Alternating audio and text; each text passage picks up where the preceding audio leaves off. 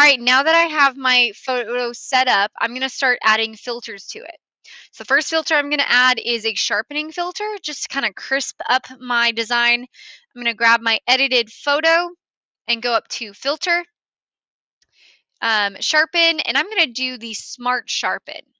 Okay, it's going to give me a preview here, which I'll need to zoom out just to kind of see how it's affecting my photo.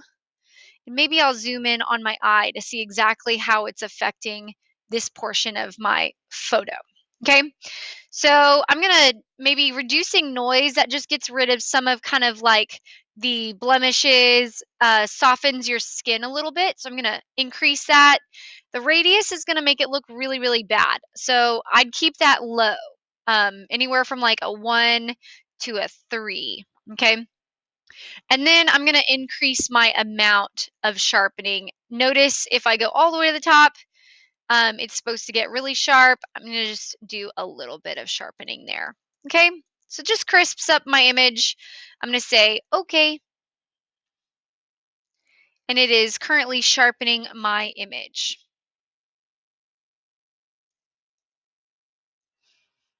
All right, the next thing we're going to do is we're going to do some spot healing.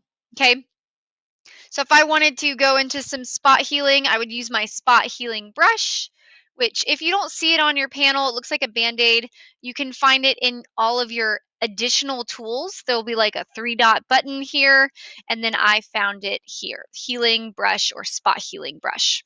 Okay, the brush size is really, really tiny, so I'm gonna zoom in, and I'm also gonna increase my brush size. So I'm gonna use that bracket key, okay, the right bracket key, to increase my brush size and just get rid of some of these flyaways.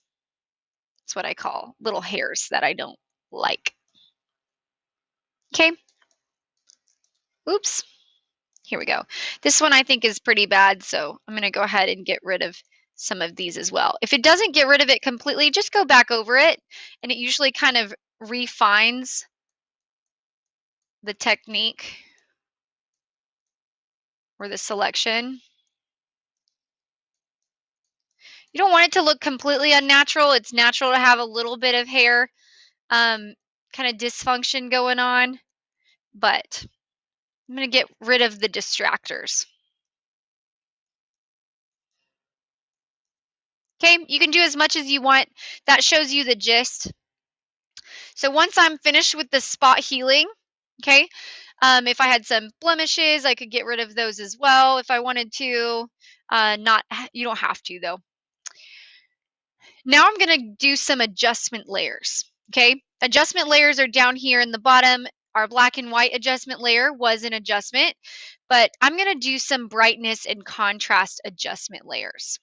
Okay, so if I brighten my image, notice, do it with a grain of salt, right? Don't always just go to the highest measure.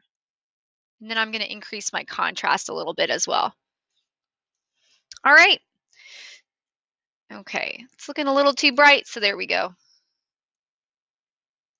All right, that looks pretty good.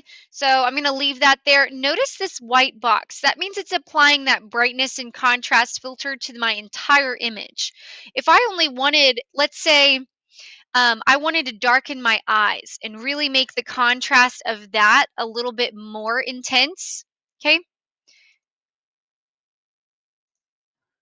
What I could do is add an additional adjustment layer for brightness and contrast, make the contrast really, really high, and go in with a paintbrush here and change my paintbrush to black. Now, notice black means that it's not going to add that adjustment layer to it. White means it is adding it to it. So everywhere where I paint black, it kind of erases that adjustment layer. Looks like my opacity was turned down. Okay, so I'm just painting black all over it. Notice it's black on my entire image, and then I can zoom in to my eyes, make my brush really small, and paint back on the white.